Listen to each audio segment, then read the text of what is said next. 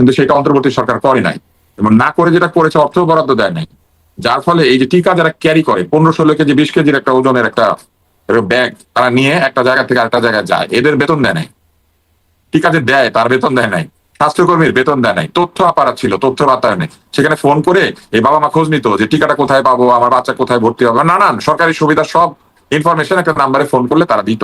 তথ্য আমাদের বেতন দেওয়া বন্ধ করে দিয়েছে। এরকম অসংখ্য জনসেবামূলক কার্যক্রম তারা বন্ধ করে দিয়েছে, বলেছে কি এগুলোতে অনেক দুর্নীতি আছে, আমরা দেখবো আগে দুর্নীতি হয়েছে কিনা।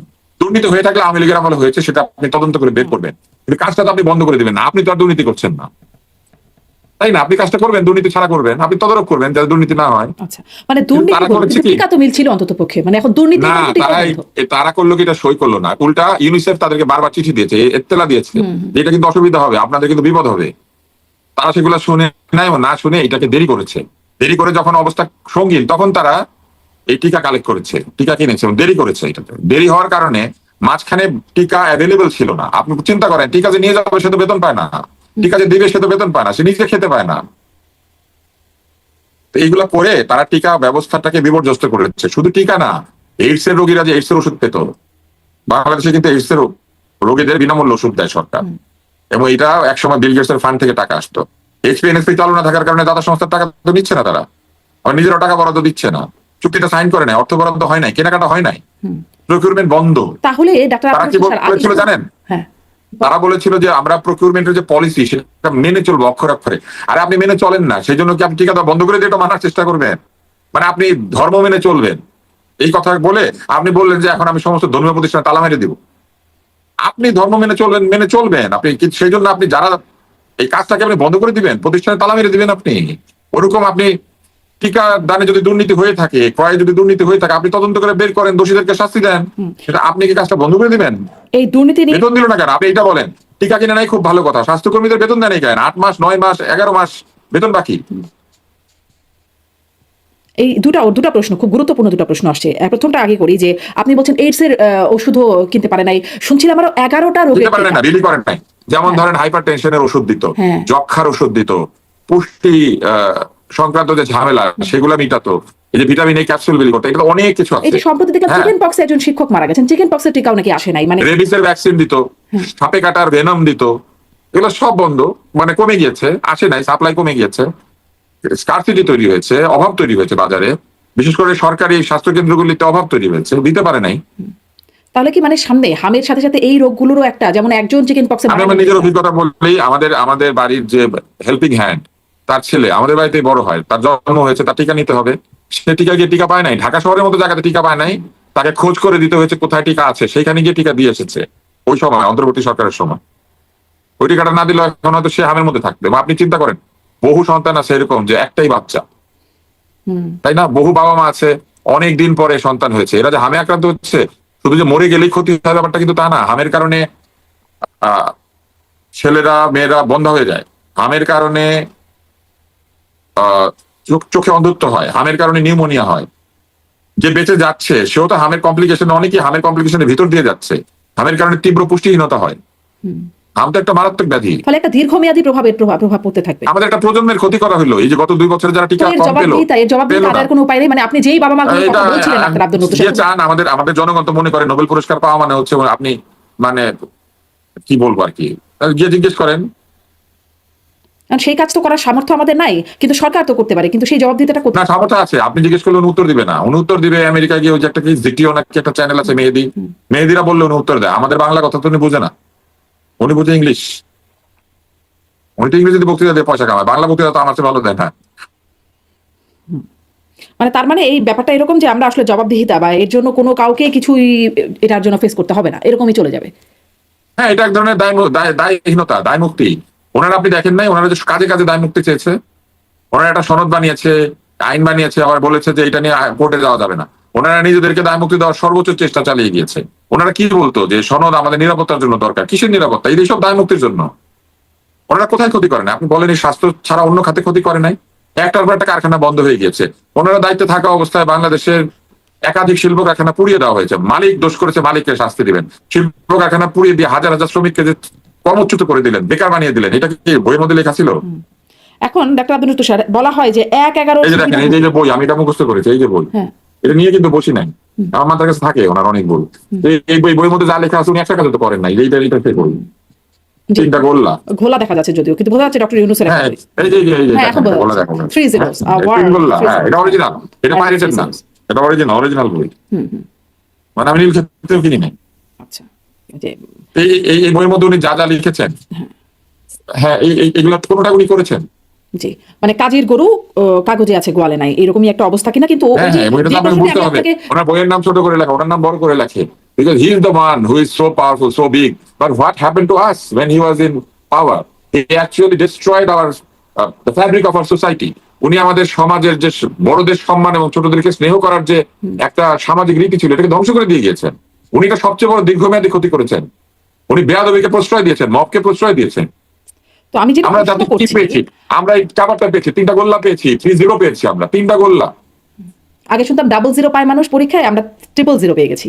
আমি উনি তো আপনাকে অটো পাস দেওয়া না, উনি তো হ্যাঁ, অটো পাস দেওয়া ব্যক্তি, আমি আপনাকে এই প্রশ্নটা করছিলাম সারা অটো পাস দিয়েছেন। ডাক্তার আব্দুল তুষার, যে ধরেন যেটা বলা হয় যে আওয়ামী লীগ উনি একটা পুরো প্রজন্মকে অটো পাস দিয়ে দিলেন। হ্যাঁ, আমি একটু প্রশ্নটা করি যে 11 সুবিধাভোগী হয়, আওয়ামী লীগ একরকম অলিখিত দায় মুক্তি দিয়েছে সেই 11 তত্ত্বাবধায়ক সরকার যারা মঈনুদ্দিন ফখরুদ্দিন ছিল। এখন বিএনপিও কি এরকম একটা অলিখিত দায় মুক্তি দিয়ে দেবে? এই যে আপনি এত অপকর্মের কথা বলছেন, মানে ওই সরকারের সুবিধাভোগী হিসেবে। বিএনপি, আমিও বিএনপি কে ঠিক ডিফেন্ড করবো না, কিন্তু আপনি লক্ষ্য করলে দেখবেন যে বিএনপি কিন্তু বহু আগে থেকে বলে আসছে যে তারা অতীত নিয়ে অত ঘাটাঘাটি করবে না, তারা ওয়ে ফরওয়ার্ড খুঁজতেছে, তারা ঐক্য করতে চায়। আমার ধারণা যে বিএনপি অহেতুক ঝামেলা এড়ানোর জন্য তারা কোনো কিছুকেই ওইভাবে সামনের দিকে নিয়ে এসে মানে বিষয়টা জটিল করতে তারা আগ্রহী না। এক, দুই হচ্ছে তাদের সামনে আসলে যেসব ক্রাইসিস আছে সেটা মোকাবেলা করবে, নাকি এই এই এই তিন গোল্লা নিয়ে আলোচনা করবে। মানে আসলে কিন্তু কিন্তু সংসদে একটা, আমি বলবো যে একটা, সংসদে তো দেখি ভরপুর এটা অতীত নিয়ে একটা আলোচনা, কে এটা একটা রাজাকার, ওই কে যে পার্কের মুক্তিযুদ্ধ মধ্যে বিরোধী। একটা খেলনা থাকে না, এদিকে নামলে ওদিকে উঠে, ওদিকে নামলে এদিকে উঠে। হ্যাঁ, তো হ্যাঁ। বিএনপির অবস্থাটা আসলে এইরকম এখন, আপনি কোন দিকে জোর দিবেন? আপনি এদিকে জোর দিলে ওইটা উঠে যাচ্ছে, এদিকে জোর দিলে ওইটা উঠে যাচ্ছে।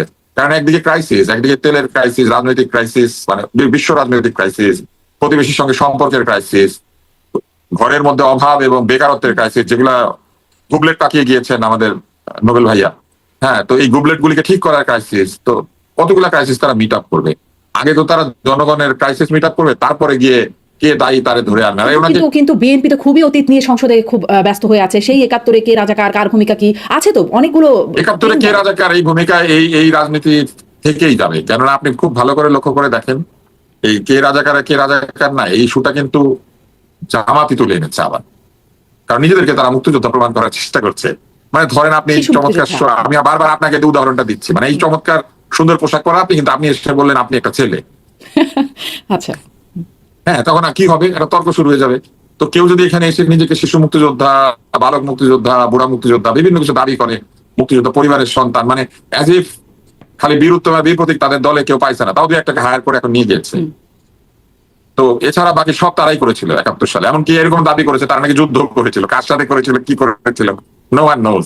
এইসব দাবি দেওয়া করলে অটোমেটিক্যালি ইস্যুটা বিল্ড আপ হবে, এটাই তো স্বাভাবিক। আপনি এসে মুক্তিযুদ্ধের কৃতিত্ব দাবি করে বসবেন, মানে এখন তো সেইটা দাবি করতে শুরু করেছে, তাতে শুরু হয়ে গিয়েছে পুরোনো রেটরিক। এবং এটাই তো মজা, এই রেটরিকে আবার জাতিকে আবদ্ধ করে ফেলার যে প্রক্রিয়া, সেখানে নিয়ে আসার চেষ্টা। মানে সেখানে তো সরকারি দল আছে, অতীত যেহেতু এড়িয়ে যায়, সামনে অনেক কাজ আছে। সরকারি দলের গৌরবের জায়গা কি বলেন? সরকারি দলের গৌরবের জায়গা হচ্ছে সরকারি দলের নেতা একজন মুক্তিযোদ্ধা ছিলেন, সরকারি দল তাকে স্বাধীনতার ঘোষক এই হিসেবে তারা গর্ব করে থাকে। আগের নেতা সরকারি দল তাদের এই মুক্তিযুদ্ধ ভিত্তিক যে একটা ইতিহাস তাদের দলের সঙ্গেও আছে, এটাকে তারা এনজয় করে। তাহলে তারা ওই জায়গাতে আক্রমণ করলে তারা তো সেটা উত্তর দিবে, এটাই তো স্বাভাবিক। বাংলাদেশের বৃহদাংশের জনগণের জীবনের সবচেয়ে বড় অর্জন কি? মুক্তিযুদ্ধ। আর এই মুক্তিযুদ্ধের ফলাফল আপনি বলেন, মুক্তিযুদ্ধের সবচেয়ে বড় বেনিফিশিয়ারি কে হলো? জামাত ইসলাম। কেন? এই যে পাকিস্তানিকে জামাত ইসলাম জীবন এই কয়টা সিট পেয়েছে। জামাত ইসলাম যে পৃথিবীর বিভিন্ন দেশে দেশে আছে, সকল দেশের সকল আসন এক জায়গায় করলে জীবনে কোনো এতগুলা সিট পেয়েছে। যুদ্ধটা হয়েছিল, দেশটা হয়েছিল, সংসদ ভবনটা ছিল, সংসদটা হয়েছিল। হ্যাঁ, আমরা বাংলাদেশের ছেলে মেয়েদেরকে ইউনিভার্সিটিতে পাঠিয়ে পড়াশোনা করাতে পেরেছি, তাই না? ইন্টারনেট এসেছে, বাংলাদেশে এই যে উন্নতি হয়েছে, উন্নয়ন হয়েছে, বাংলাদেশ সামনের দিকে গিয়েছে, তার এই ফল 50 বছর পরে এসে সবচেয়ে বড় বেনিফিশিয়ারি, তাই না? তো তো মুক্তিযুদ্ধ নিয়ে তো এই কামড়াকামড়ি চলবে, এটাই তো স্বাভাবিক। এটাই সবচেয়ে বড় অস্তিত্ব, আমাদের অস্তিত্বের সবচেয়ে বড় অর্জন মুক্তিযুদ্ধ। জি। এটাই সবচেয়ে বড় কেক, যে কেকের এই কেক নিয়ে যে কেকের কামড়াকামড়ি উপর করে একটা কোনো পিঁপড়া। সলিউশনে যাওয়া গেল? মানে কামড়াকামড়িটাই দেখলেন, না, তারপরে কি হলো? এটা solution এ তারপরে তো কেন জামায়াতের যাবে না আমি ঠিকই জানেন? বললেন ডাক্তার আব্দুল তুষার যে মুক্তিযুদ্ধে বা ৭১ কি হয়ে কোন দল কি করেছে সেটা আল্লাহই ভালো জানেন। শেষ পর্যন্ত তো এরকমই শুনলাম। হ্যাঁ, নিশ্চয়ই জানেন, এবং সেখানে তো একটা কিছু বিচার আচার হবে, সেই সময় টের পাওয়া যাবে। তবে আল্লাহ যে ভালো জানেন এই কথা থেকে অস্বীকার করেন না, কেউ বলেও না যে আল্লাহ ভালো, মানে আল্লাহ সর্বজ্ঞানী, সর্বব্যাপী, তাই না?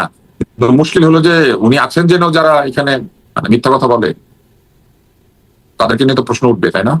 আপনি বসে থেকে বলবেন আপনি শিশু মুক্তিযোদ্ধা ছিলেন, এখন আবার বিএনপির লোকজন তো তার মাননীয় তাহলে মানে প্রধানমন্ত্রীকে শিশু ওইটা যদি মুক্তিযোদ্ধা আপনি দাবি করে। বলেন যে আপনি শিশু মুক্তিযোদ্ধা ছিলেন, তাহলে তো ধরেন আমার একটা খেতাব পাওয়া উচিত,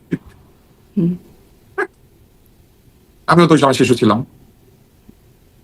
শিশু অনেকে আবার মানে তামাশা করছেন, কেউ ভ্রূণ মুক্তিযোদ্ধাও দাবি করতে পারে নিজেকে এরপরে, যে সময় মায়ের পেটে ছিল আর কি। কিন্তু একই রকম দাবি তো আসলে বিএনপির নেতারাও করছেন, তারেক রহমানকে শিশু মুক্তিযোদ্ধার খেতাব দেওয়ার জন্য বা স্বীকৃতি দেওয়ার দাবি করছেন। এই জিনিসগুলো সবসময় প্রত্যেক দলের মধ্যে থাকে, এবং তারা যেটা করেন এরাই ক্ষমতাকে প্রশ্নবিদ্ধ করে ফেলেন, কারণ তারা প্রকৃত অর্থে অবুঝ লোকজন এবং এক ধরনের অবিবেচক। এরা এমন সব প্রশংসা, এমন সব তৈলাক্ত কথাবার্তা বলেন যেগুলো আসলে নেতাকে বিব্রত করে, কিন্তু নেতার আসলে উত্তর দেওয়ার কোনো সুযোগ থাকে না। মানে এইটাই হচ্ছে অসুবিধা। কারণ আমি এমন একটা কিছু কথা বলছি, আপনি আমার ছোট বোন হিসেবে আপনি চিন্তা করবেন আমার আচ্ছা ঠিক আছে বইলে ফেলছে বা করে ফেলছে, মানে এই উত্তর দেওয়ার কিছু নাই আর কি। কি বলবেন আপনি? কিছু বলার নাই। কিন্তু আমি আপনাকে বললাম যে আপনি আসলে মেলানিয়া ট্রাম্পের মতো ক্ষমতা বললাম, কারণ আপনি এটা ভুল প্রমাণ করেন, কিছু বলার নাই।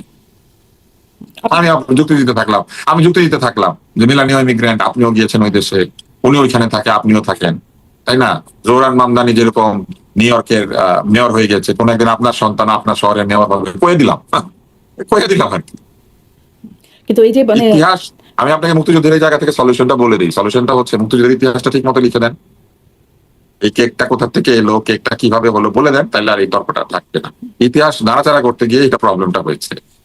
কেউই কি সঠিক ইতিহাস বলে নাই? ইতিহাস তো ছিল, সেটাকে তো নানান জনে সঠিক ইতিহাসে না, ইতিহাস কাউকে কৃতিত্ব দেওয়ার জন্য লিখতে হয় না, ইতিহাসটা বলে যাইতে হয়, মানুষ সিদ্ধান্ত নেবে কৃতিত্ব কার। যেমন ধরেন এই যে ব্রিটিশরা আমাদেরকে পরাধীন বানিয়ে ফেললো, আমরা কিন্তু খুব বলি সিরাজউদ্দৌলার পরাজয়ের সাথে সাথে ভারতের স্বাধীনতার সূর্য অস্তমিত হলো, কথাটা মিথ্যা। ভারত তখনও স্বাধীন ছিল। বাংলার নবাব, যিনি মুঘল কর্তৃক ফরমানপ্রাপ্ত নবাব আর কি, তখন এই নবাবরা ফরমান নিয়ে মুঘলদের একটা ডিক্রি নিয়ে বিভিন্ন প্রদেশ শাসন করতেন। তো সুবে বাংলার নবাব হচ্ছেন এই মুর্শিদ কুলি, আলীবর্দী, তারপর সিরাজউদ্দৌলা। এটা কিন্তু মুঘল বাদশার ফরমান বলে। এই নবাবকে হারিয়ে দিয়ে নতুন একটা নবাব এখানে বসেছে, যে বসেছিল সেও কিন্তু মুঘল বাদশার ফরমান বলে। সে ব্রিটিশদের সাহায্য নিয়ে সিরাজউদ্দৌলাকে হটিয়ে দিয়েছে, কিন্তু মীর জাফর মুঘল বাদশার ফরমান বলে, কিন্তু মীর জাফরকে মুঘল অস্বীকার করে নাই। আমাদের এখানে যে ভারতের স্বাধীনতার সূর্য আমাদের এখানে অস্তমিত হয় নাই, কিন্তু আমরা এটা নিয়ে খুব গর্ব করি। ইতিহাসটা ঠিক মতো লেখা উচিত। সিরাজউদ্দৌলা পরাজিত হয়েছিলেন, তার নিজের কিছু ভুল ত্রুটি ছিল, সেই কারণে। নাহলে এত সৈন্য নিয়ে পরাজিত মানে ইতিহাস ঠিক মতো লেখা হয় নাই, ফলে এখন এটা নিয়ে কামড়াকামড়ি যার যার স্বার্থে চলতে থাকে। ওই যে ইতিহাসে কৃতিত্ব দিতে গেলে কি হয় জানেন, ইতিহাসে কাউকে আপনি বেশি কৃতিত্ব দিতে গেলে আলটিমেটলি ওই ইতিহাসটা নানান ধরনের তর্কে চলে যায়। যেমন এই এক কৃতিত্ব আমরা সিরাজউদ্দৌলাকে দিচ্ছি, আরেকদিকে ব্রিটিশরা একটা ইতিহাস লিখেছিল যে সিরাজউদ্দৌলা হলো কি বলে হলওয়েল একটা হত্যাকাণ্ড ঘটিয়েছিলেন, কি একটা কুয়া বানিয়ে ওখানে সবাইকে ব্রিটিশদেরকে নাকি আটিয়ে দিয়েছিলেন। পরে হিসাব করে দেখা গেছে যত লোককে ওখানে ঢুকানো হয়েছে বলা হয়েছিল অত লোক ওই গর্তের মধ্যে কোনোভাবে ঢুকানো সম্ভব না, কিন্তু তারা ওইটা লিখেছে কারণ সিরাজউদ্দৌলাকে ভিলেন বানাইতে হবে। এরকম ইতিহাস লিখতে গেলে ইতিহাসে কুতর্ক সৃষ্টি হয়, কারণ দুই সাইডে তো মিথ্যা বলছে, কিছু মিথ্যা কিছু সত্য, কিছু মিথ্যা কিছু সত্য। তখন এই মিলেমিশ হয়ে এমন একটা ঘেটু তৈরি হয়, ওই ঘেটুর মধ্যে থেকে আর মানে এই জন্যই প্রশ্নটা করছিলাম যে সরকার এখন সামনের দিকে এগোতে চায়, অতীত নিয়ে খুব পড়ে থাকতে চায় না, কিন্তু এই কামড়াকামড়ি বা বিতর্ক ঘেটু তৈরিটা এটা আবার থেকেই যাচ্ছে। এটা মনে হয় আর মানে অন্ততপক্ষে অতীত সহজে যাবে না, কারণ এটা দূর করতে পারার কথা নতুন প্রজন্মের, অথবা এটা দূর করতে পারার কথা যারা বুঝদার লোক তাদের। কিন্তু প্রবলেমটা হলো এই কথার ভিত্তি দিয়ে যেহেতু এই কথার ভেতর দিয়ে যেহেতু রাজনৈতিক প্রাপ্তি পাওয়ার একটা সম্ভাবনা থাকে, রাজনৈতিক কারণে এটা নিয়ে তর্কটা চালিয়ে যাওয়া হচ্ছে, এটা চলতেই থাকে। আচ্ছা, এই যে মাঝখানে আপনি বলছিলেন মানে বিশেষ করে হামিদ টিকা নিয়ে কথা বলার সময় দুর্নীতি দূর করার জন্য হামিদ টিকা নিয়ে যে কাহিনীগুলো হলো, এখন এই দুর্নীতি আমি যে বরকতুল্লাহ বুলুর কথা বলছিলাম যে তিনি জামাতকে ইঙ্গিত করে স্বাস্থ্য বিভাগে দুর্নীতি হয়েছে, তারা এগুলো বন্ধ করার নামে বড় বড় কথা বলে স্বাস্থ্য বিভাগে দুর্নীতি অব্যাহত রেখেছিলেন। স্বাস্থ্য বিভাগে প্রচুর দুর্নীতি হয়েছে, সবচেয়ে বড় হয়েছে ঘুষের লেনদেন, পোস্টিং ট্রান্সফার। আমি একটু প্রশ্নটা করি, আপনি প্রশ্নের সাথে মিলিয়ে এই উত্তরটা দিলে একটু সুবিধা হবে, যে বরকতুল্লাহ বুলু তিনি ওই একই সাথে বলছেন, মানে যেখানে আসলে পেন্টাগনের টাকা, ইহুদি ফান্ডের টাকার কথা বলছেন, একই সাথে তিনি বলছেন যে শেখ হাসিনা সরকারের আমলের চেয়ে অন্তর্বর্তী সরকারের আমলে বেশি দুর্নীতি হয়েছে। এইরকম কি বিষয়টা? আমার কাছে মানে বিষয়টা এইভাবে কে বেশি কে কম এটা বলা যাবে না, তবে কমই নাই এটা শিওর। মানে যা ছিল সেটা অব্যাহত ছিল। ক্ষেত্র বিশেষে তারা অল্প সময়ের মধ্যে কিছু কিছু দুর্নীতির ঘটনা এমন ভাবে ঘটিয়েছেন যেটা বেশ চোখে লাগানো। অন্তর্বর্তী সরকারের সময় কিছু কিছু মন্ত্রণালয় এবং কিছু কিছু জায়গায় এমন প্রকাশ্য, মানে আপনি দেখলেই বুঝবেন যে এখানে দুর্নীতির ছাপ আছে। কিন্তু সেগুলোর কোনো জবাব দিতে হবে না, মানে অতীত হয়ে গেছে বলে। যেমন আপনি আমাকে একটা জিনিস বলেন তো, ইলন মাস্কের যে স্টারলিংক, বাংলাদেশে এটা এখন পর্যন্ত কয়টা বিক্রি হয়েছে, কতজন এটা ব্যবহার করছেন? এমন একটা অবস্থা করা হলো যে এটা আসলে নাকি ইন্টারনেট জীবনে বন্ধ হবে না। কিন্তু আপনি কি এটা জানেন স্টারলিংক ভালো করে মেঘ হইলেই বন্ধ হয়ে যায়? মেঘে ঢাকা আকাশে স্টারলিংক কাজ করে না। তো তাইলে এগুলো কোনো কথা? এইসব যে বলতে শুরু করলো তারা, ভাবখানা এরকম করলো। তো এরকম অনেক কিছু তারা করেছে যেগুলো একেবারে প্রশ্নবিদ্ধ। আমি আপনাকে আরেকটা জিনিস বলি, এই যে কতগুলো চুক্তি স্বাক্ষর করে রেখে গেছে, আপনার মনে হয় না যে এগুলোর ভিতরে কোনো একটা কিছু আছে? ডালমে কুচ কালা হয় আছে তো। 11 দিনে বাংলাদেশে কোনোদিন এত বড় কোনো সিদ্ধান্ত হয়েছে, একটা বন্দর দিয়ে দিল 11 দিনের মধ্যে অফিস খোলা রেখে, এবং সেই লোকটা এখনো দায়িত্ব পালন করছে। যে কাণ্ডটা ঘটিয়েছিল ইউনূস সাহেবের মানুষপুত্র, যার নামে কিনা বলা হয়েছিল যে সে নাকি ইউনূস সাহেবের চেয়ে বড় প্লেয়ার, এটা তো প্রমাণ করেছে ইউনূস সাহেব ক্ষমতা নেই, সে তো তার আসনে বসে আছে। তো এই যে বিষয় 11 দিনের কিছু কিছু কন্টিনিউশনের জন্য বিএনপি সরকার বিপদে পড়বে, এবং সেই সব বিপদে পড়ার কিছু কিছু জায়গা তারা তৈরি করে রেখেছেন, এবং কেন রেখেছেন এটা তারা জানেন। মানে ওই যে একটু আগে বলছিলেন যে ঝামেলা এড়াতেই একটু নীরব থাকা, মানে এই ঝামেলা এড়ানোর সব ঝামেলা তো আপনি এড়াতে পারবেন না, বুঝলেন? 11 দিনে বন্দর, নির্বাচনের 3 দিন আগে এড়াতে পারবেন না। জি জি, কিন্তু এই বিষয়গুলোতে বিএনপিকে এখনো পর্যন্ত অবশ্য নীরবই দেখা যাচ্ছে, ডাক্তার আব্দুল তুষার। ফলে ব্যাপারটা কেমন জানেন? জানালায় মশার নেটের মতো। আপনার পুরা বাসায় নেট করা আছে, একটা নেটের ছোট্ট একটা ফুটা। আপনি ভাবছেন আমার তো পুরা বাসায় নেটই আছে, কিন্তু মশা যা ঢুকার ওই ফুটার মধ্যে ঢুকে পুরা বাসায় রাজত্ব করবে। তো এরকম কিছু কিছু জায়গা আছে যেখানে আমার মনে হয় যে এই সরকারের আরো সচেতন হওয়া দরকার ছিল, কিন্তু তারা হন নাই। এবং যদি না হয়ে থাকেন তাহলে একটা সময় এসে এই সিদ্ধান্তগুলির ইম্প্যাক্ট তারা ফেস করবেন। সরকারের কাজ কি? সরকারের কাজ হচ্ছে যা করবেন সেটার ফল পাবেন। ভালো করলে ভালো, খারাপ করলে খারাপ। সংসদে যেমন এই বিষয়গুলো উঠলো না, মানে বাণিজ্য চুক্তি বা ওই যে ওই আপনি যেগুলো বলছিলেন, যেগুলো আসলে কিছু কিছু বিষয়। সংসদে বাণিজ্য চুক্তিটা কার তোলার কথা আমি আপনাকে বলি, এটা বেশি তোলার কথা হচ্ছে বিরোধী দলের। তারা তো তুলেন নাই, কেউ তোলে নাই, কারণ তারা তো এটা তুলবেন না। তারা বড় বড় কথা বলবেন কিন্তু তারা এটা তুলবেন না কোনোদিন। রুমিন ফারহান একটু তুলেছিলেন, কিন্তু সেই বিষয় যে সময় আলোচনাটা চলছিল সেই বিষয়ের বাইরে বা রুমিন সরকারি দলে থাকলে তুলবেন না। রুমিন সরকারি দলে নাই, উনি একটু নিজের প্রতি দৃষ্টি আকর্ষণ করানোর জন্য এটা বলেছেন। রুমিন জানেন যে উনি তুললে এটা কোনো কাজ হবে না। এই চুক্তি নিয়ে কেউ কোনো একটা শব্দ করেনি, করবেও না, আপনি নিশ্চিন্ত থাকুন। জি একদমই, সেটাই তো সেজন্যই কথাটা বলছেন যে এই চুক্তি নিয়ে বা ওই যে গোপন ডালমেকুচ কালা যে আপনি বিষয়গুলো বলেন, সেই কালা বিষয়গুলো আর কেউ জবাবদিহিতার জায়গায় আসলো না। আর একটা বিষয় কি একটু ছোট্ট করে আপনার কাছে আর দুটো বিষয় কথা বলবো। এক হচ্ছে আপনি নিশ্চয়ই ক্লান্ত হয়ে যাচ্ছেন কথা বলতে বলতে, তবুও এটা খুব আমি বলে যাচ্ছি, বলেন। অনেক ধন্যবাদ ডাক্তার আব্দুল তুষার। আপনার সাথে একলা কথা বলা অনেক সহজ, ওই অন্যান্য অনুষ্ঠানে আপনি কতগুলো লোক আনেন, এদেরকে নিয়ে কথা বলা খুব কঠিন। আচ্ছা আচ্ছা, ধন্যবাদ। যা কথা মানে চলছে বলে মনে হচ্ছে যে এই ইস্যুগুলো একটু আনি, যে সম্প্রতি সামাজিক যোগাযোগ মাধ্যমে খুব একটা বিষয় আমাদেরকে মানে দেখে বেশ কষ্ট লাগছে, মানুষের আবেগে নাড়া দিচ্ছে, যে মাদ্রাসার এক 11 বছরের শিশু, এক এতে মেয়ে শিশু, সে শিক্ষকের দ্বারা ধর্ষিত হয়ে 6 মাসের অন্তঃসত্ত্বা, মানে সেই আল্ট্রাসাউন্ডের ভিডিওটাও ছড়িয়ে পড়েছে। এবং সাথে সাথে খবর আসছে কুমিল্লায় 1 বছর আগে এক মেয়ে ছাদ থেকে পড়ে, মাদ্রাসার ছাদ থেকে পড়ে সে মারা গেছে।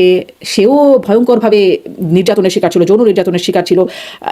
তারপরে ধরুন আমি মানে যখনই একটু সার্চ করি কিছু শব্দ, যেমন বলাৎকার শব্দটা নিয়ে যদি গুগলে সার্চ করা হয়, মোটামুটি 100% খবর আসে মাদ্রাসা কেন্দ্রিক।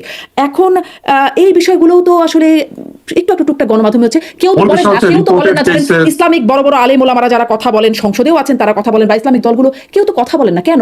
ডাক্তার আব্দুল তুষার, এটা কথা বলার বিষয় না, এটা যদি প্রমাণিত হয় শাস্তি দেওয়া দরকার। যদি প্রমাণিত হয় এই ঘটনাগুলি, বাংলাদেশে তো আইন আছে, কিন্তু প্রবলেমটা কোথায় জানেন? কথা বলার মধ্যে এটা থেকে যায়। আপনি আমাকে বরং বলেন যে কয়টা শাস্তি হয়। আর এটা তো একটা অপরাধ, এটা মাদ্রাসায় হোক, স্কুলে হোক, যেখানেই হোক। মানে প্রথমত যিনি অ্যাডাল্ট না তার সঙ্গে এই কর্মটাই অন্যায়। আপনি কোন অ্যাডাল্টের সঙ্গে তার কনসেনচুয়ালি আপনি তার সঙ্গে মিশতে পারবেন না। আর যদি কেউ অ্যাডাল্ট হয় তার মতামতের ব্যতি রেখে আপনি তার সঙ্গে মিশতে পারবেন না। এটা হচ্ছে আইন, এটাই হচ্ছে সামাজিক আইন। এটা কিন্তু কোনো ধর্মীয় বা অন্য কোনো আইন না। এটা হচ্ছে সারা পৃথিবীতে ইউনিভার্সালি অ্যাকসেপ্টেড একটা বিষয়, যে কোনো ব্যক্তি যদি অ্যাডাল্ট না হয়ে থাকে, 18 নিচে বয়স হয়, তাহলে তার সঙ্গে আপনি কোনোভাবেই কোনো ধরনের কোনো ধরনের যৌন সংসর্গ করবেন না। আর যদি তিনি 18 বছরের হয়ে যান তাহলে তার অনুমতি ব্যতিরেকে আপনি পারবেন না, এবং এটা পুরুষ এবং নারী উভয়ের বেলায় প্রযোজ্য। কোনো নারীও কোনো পুরুষকে এটা করবে না, কোনো পুরুষও নারীকে করবে না যদি তারা 18 বছরের নিচে হয়ে থাকেন। তাহলে এটা একটা অপরাধ, এটা একটা অন্যায়, এটা ক্রিমিনাল অফেন্স। তাহলে সেই ক্রিমিনাল অফেন্সের শাস্তির ব্যবস্থা করতে হবে, এটা যেখানেই হয়ে থাকে না কেন। সেই শাস্তির জায়গাটা আমরা লক্ষ্য করেছি হয় না, কারণ আমাদের এইখানে নানাভাবে এই বিষয়গুলিকে আমরা অ্যাভয়েড করি, এবং আমরা এক ধরনের চুপ করে থাকা বা অন্যদিকে তাকিয়ে থাকার একটা রীতি বহুদিন ধরে তৈরি করেছি। এই বিষয়গুলি নিয়ে কথা বলার জন্য একটা এনজিও কাজ করতো, ব্রেকিং দ্য সাইলেন্স। আমি এদের সঙ্গে বহুদিন কাজ করেছি, কিন্তু ব্রেকিং দ্য সাইলেন্স কিন্তু আসলে সম্ভব হয় নাই। উল্টা ব্রেকিং দ্য সাইলেন্সে গিয়ে আমি দু একটা কথা বলেছিলাম। আমি বলেছিলাম যে বলাৎকারের শিকার শুধু নারীরা না, পুরুষরাও হয়। তখন আমার সঙ্গে যেভাবে তর্ক করেছিল কিছু লোক, আমি তখন উপলব্ধি করেছি যে মানুষ আসলে এই বিষয়গুলোর মুখোমুখি হতে চায় বলাৎকার না। তো মূলত পুরুষ শিশুর ক্ষেত্রেই বলা হয়, ধর্ষণ শব্দটা ব্যবহৃত হয় মানে নারী শিশুর ক্ষেত্রে বা হ্যাঁ, নারীদের এই ক্ষেত্রে। কথাটা আমি যখন তাদেরকে একটা গোল টেবিল বৈঠকের মধ্যে বলেছিলাম, আমার মনে আছে যে এরপর রীতিমতো ওই ধরনের কাজে আমি যাতে কথা না বলি সেই চেষ্টাটা অব্যাহত হয়ে গেল, এবং আমাকে ডাকা বন্ধ খুবই করা হলো। নিন্দনীয়, সেটি খুবই নিন্দনীয় ব্যাপার। মানে সাইলেন্স, ব্রেকিং দ্য সাইলেন্সের ব্যাপারে আরো বেশি সাইলেন্সে চলে যাওয়া যেন হয় সেরকম একটা পদ্ধতি। কিন্তু আমি যে বিষয়টা আপনার কাছে বলতে চাচ্ছি, মানে ধরেন এটা একটা সমাজে খুবই অহরহ বা খুবই মানে নিয়মিত একটা অপরাধ, ধর্ষণের অপরাধটা। কিন্তু আমি যেটি আসলে বলছিলাম এটি কি, বা এরকম একটা অভিযোগ যে আসে যে মাদ্রাসা কেন্দ্রিক এই অপরাধগুলোর মানে সংখ্যা বেশি বা না, এটা কোনটা বেশি কোনটা কম এটা আসলে আমরা এইভাবে কম্পেয়ার করতে পারবো না। তবে এই অপরাধটি রিপোর্টেড হয়েছে ওইখান থেকে, এবং এটা কোথায় হচ্ছে অপরাধটা, এর চেয়ে বেশি জরুরি হচ্ছে অপরাধটা একটি অপরাধ কোথায় হলো বিষয় না, বাংলাদেশে হয়েছে, এবং অপরাধ হলে শাস্তি দিতে হবে, সোজা কথা। আপনি শাস্তির কথা বলছেন, তো আমি বলছি যে আমাদের এখন ইসলামিক নেতারা অনেক আলেম ওলামারা আছেন, অনেক শক্তপোক্ত কথা বলেন, সেই প্রশ্ন যেমন উত্তর ধরেন তাদেরকে দিতে আপনি হবে, বলছিলেন যে সেই প্রশ্ন উত্তর তাদেরকে